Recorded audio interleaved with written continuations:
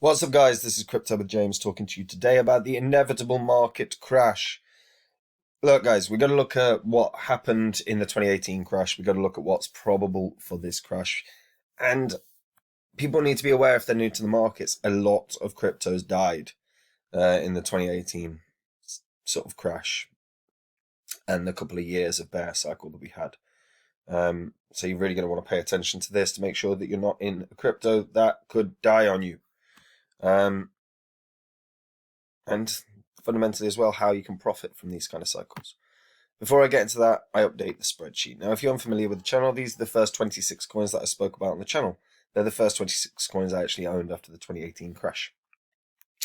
Had you invested $100 into each of these when I released videos about them, and you were still holding those cryptos, you'd be in profit for around 8K. But, and that's, by the way, 8K with doing nothing, just buying them and holding them. But if you had invested $100 into each of them and then sold them when the markets were flying high in the bull cycle, you'd have been in profit for 123K. I don't hold these coins. If you want to see the coins I hold, come check out Copy My Crypto. If you want to make these kind of gains, if you want to make these profits, come check out Copy My Crypto. Go through the site, read through it. It's all verifiable because it's all on YouTube. And look, Phantom tops that list because I did my research. I said it was going to 100x. I did a Udemy course dedicated to it. I've only ever done one course and that was it. And when I find a coin that I think can do the gains like Phantom, I'm not going to create a Udemy course. I'm simply going to tell the members all about it. And if you want to get ahead of the curve, if you want to get ahead of the markets and everyone else in the markets, finding out what the next 100x coin will be, go to the site. And if you like it, come join me. Right. The market crash. Look, it's coming. So this was the total market cap in 2018. So we had this huge parabolic run from sort of the summer of 2017 all the way up to January 2018, and then we started the crash. Now, when we zoom in a tad, what we can see is that the sort of all-time high for the overall market was around 727 billion. So nowhere close to sort of what we've seen. Oh, 744 billion. Sorry. So nowhere close to what we've seen in the past. So when the crash then arrived, the market actually dropped down and down and down, and we actually saw the market reach lows of 91 billion. So from 744 to 91. That's that ends up being 7/8 dropped. So 87.5% overall of the market dropped, and it dropped. I mean, 87.5% is massive, right? And in that space of time, over those couple of years as well, we actually saw the overall crypto space, a lot of cryptos die. In fact, there's an article about it from 2019, and this was written in 2019. So bear in mind how many have died. So, according to Coinopsy, which tracks such failures, there were 1,085 dead coins at the time of writing that article. And bear in mind, at the time, there was about 3,000 in existence. And senior industry figures expect many of those to fail too. So why do so many of these projects unravel? You expect many initiatives to come and go in a fledgling market. The 1990s dot-com bubble is the perfect example. And time again, we've seen launches that copy a previously successful coin. CoinX is the new Bitcoin, for example. Yeah, the market already has Bitcoin and it continues to be in demand, as evidenced by the 18 millionth Bitcoin being mined. So how long ago it is.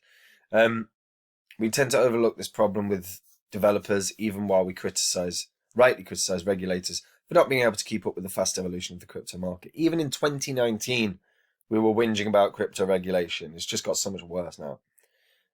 Despite efforts such as Howie coin by US regulator the SEC, which was a fake new coin offering designed offering designed to teach investors about the risks of putting money into crypto. But no doubt these kind of developer errors will continue. Here are several other themes that we think will have a bearing on future crypto failures. Big finance has arrived. So we'll see a lot of traditional finance rocking into the markets. Professional trading with the likes of derivatives and futures products. The future is stable. There has to be a reason why people want to use it, and they have to trust it. People will generally trust a coin or token thanks to the underpinning blockchain tech that the decentralized cryptographic ledger system on which this industry is built. But two things needed. There has to be a reason why people want to use it, and they have to trust it. And we're seeing examples of sort of strong, stable ones like USD and Tether from back in the day. The fact that it takes considerable financial resources and infrastructure to make such coins operational is again likely to favor large institutions, such as Facebook's attempt to launch the Libra stablecoin, which obviously hasn't gone well. Then there's the Ponzi schemes, OneCoin. We saw BitConnect as well. We also saw the hacks of Mt. Gox. All these things are relevant, right? But actually what you've got to look at is functionality. And that's the big thing that I actually want people to focus on, particularly in a bear cycle. Because if you're looking at your investments, and within crypto, they're all speculative to some degrees, right? But there has to be a purpose, there has to be a function of the crypto you're holding for you to be confident it's not going to fail. Now, there are immense amounts of different categories within crypto, but one I expect that is going to suffer massive losses, as well as one that I think is going to have huge gains. As an example, is gaming. Now, your play to earn stuff are going to, a lot of them are going to die. Play to earn is a phenomenal idea. It's a phenomenal way to get people into crypto, but a lot of the games are not played. Not enough for them to be sustainable. That's sort of my point. Obviously, your sandboxes, your upper echelon stuff should all be fine. But should. It's not guaranteed. But a lot of the smaller cap ones, and basically as you go down the markets, the lower the market cap, the more probability there is, or the greater the probability is that they're going to die at some point. That's true. That's just true. Because they're bigger speculation. You've also got less money in them. So there's less money for them to push on advertising. There's less money to push for them to use to bring in developers. Those things matter. They have to have liquid funds to be able to grow their crypto or grow their ecosystem. So the lower the market cap, the bigger the problem. But then within the gaming platforms, you've also got to be aware there's a lot of play to earn games, and the numbers that they're throwing up matter. Because if their numbers are crap, if they've only got, a couple hundred people for, maybe a couple or 1,000 people a month playing them, if they're not advertising, if they're not pushing, they're going to die.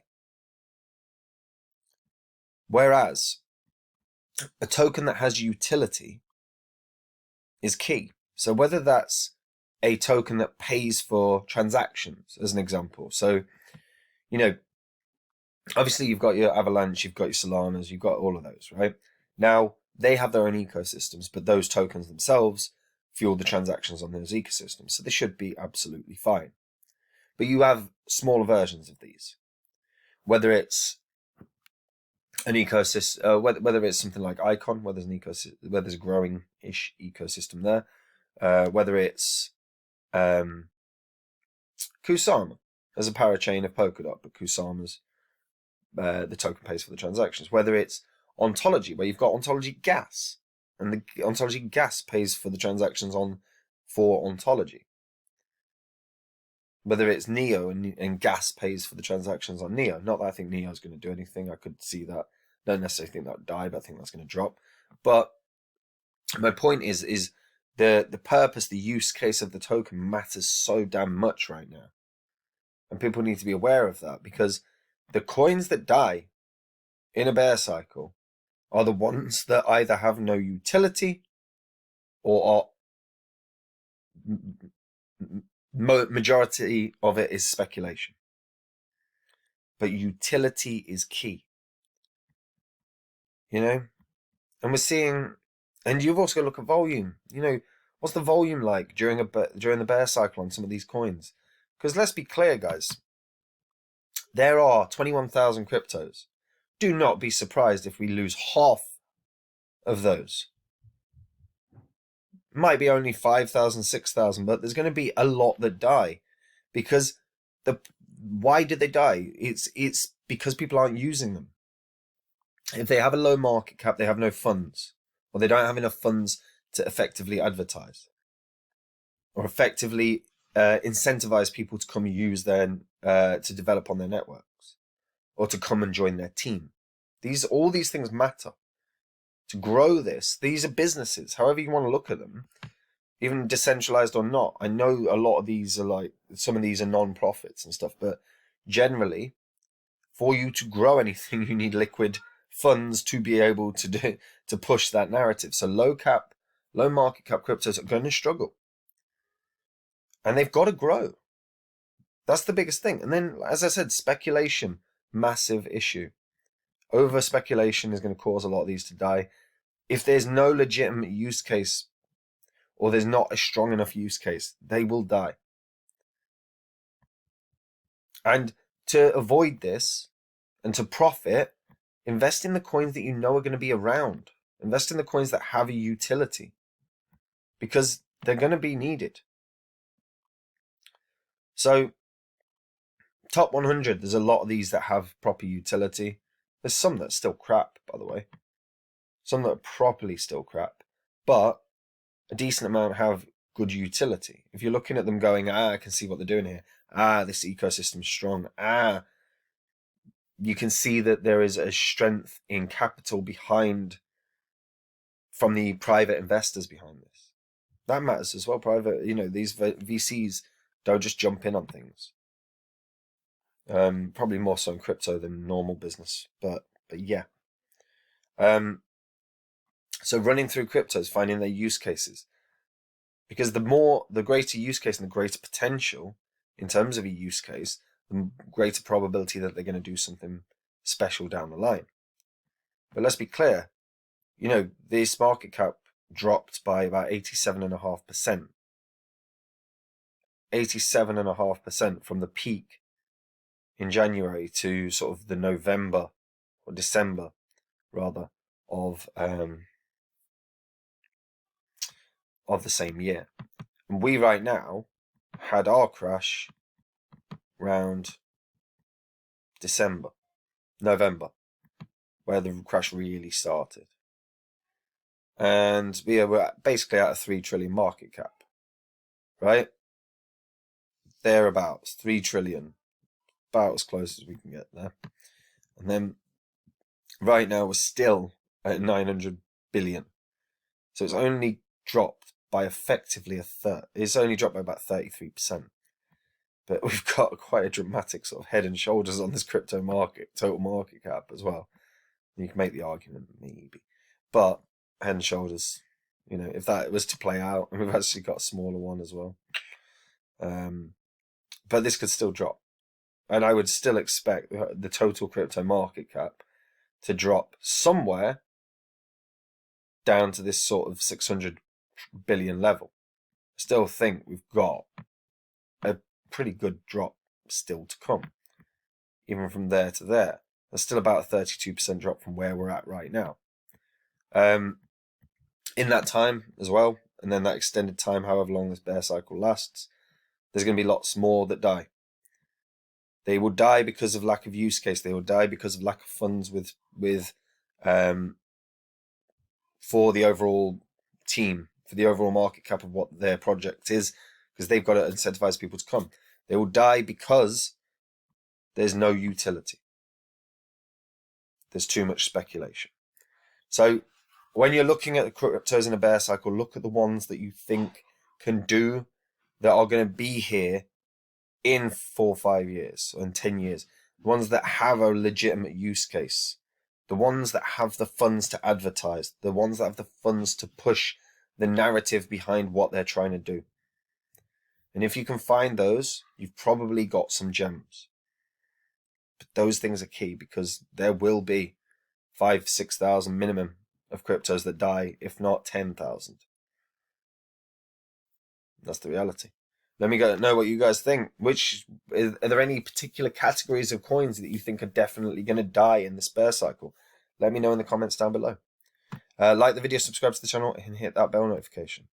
And guys, if you want to see the coins that I'm buying in the bear cycle, if you want to make the kind of profits I make, look at this spreadsheet, look at those gains. If you want to make those gains, come to the site, read through it.